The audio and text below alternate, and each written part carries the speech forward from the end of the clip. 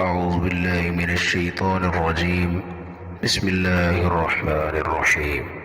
يا أيها المزمل قم الليل إلا قليلا نصفه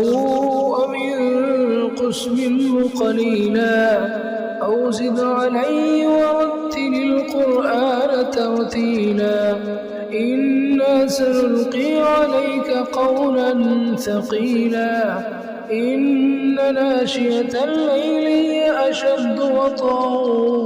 وأقوم قيلا إن لك في النهار سبحا طويلا واذكر اسم ربك وتبتل إليه تبتيلا رب المشرق والمغرب لا إله إلا هو فاتخذه وكيلا واصبر على ما يقولون واهجرهم هجرا جميلا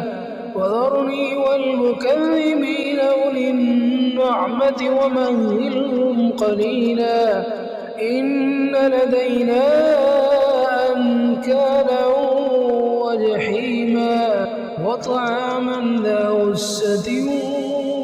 وعذابا أليما يوم ترجف الأرض والجبال وكانت الجبال كثيبا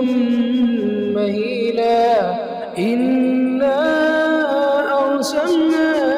إليكم رسولا شاهدا عليكم كما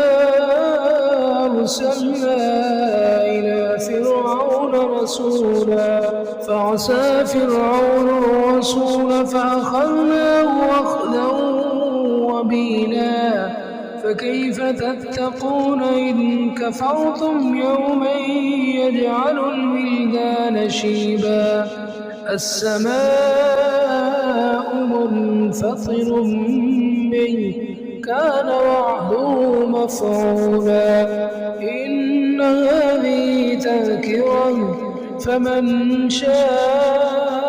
اتخذ إلى ربه سبيلا إن ربك يعلم أنك تقوم أدنى من ثلثي الليل ونصفه وثلثه وطائفة من الذين معك والله يقدر الليل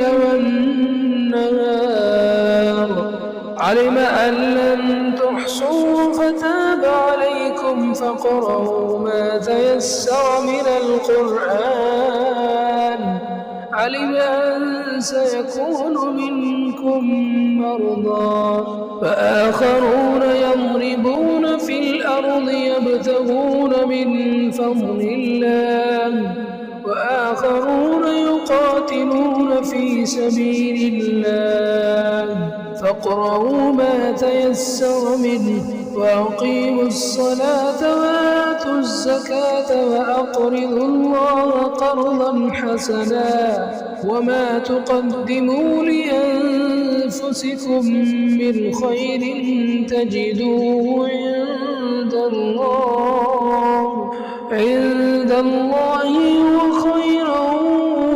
وأعظم أجرا واستغفروا الله إن الله غفور رحيم.